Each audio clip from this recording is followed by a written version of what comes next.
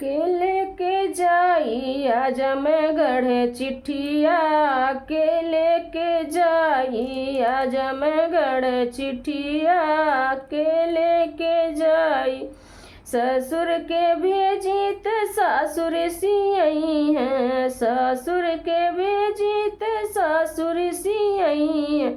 सैया जब जई है त कटी कैसे रतियाल, के लेके जाई आजमगढ़ चिट्ठिया, के लेके जाई आजमगढ़ चिट्ठिया।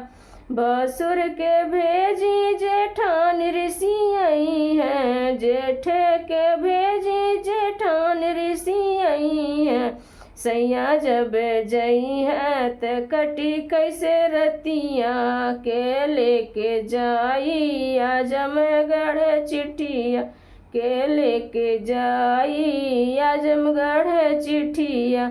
देवर के भेजी देवरान ऋषियई है, देवर के भेजी देवरान ऋषियई है। सैया जब जई है त कटी कैसे रतिया, के लेके जाई आजमगढ़ चिट्ठिया, के लेके जाई आजमगढ़ चिट्ठिया, के लेके जाई आजमगढ़ चिट्ठिया।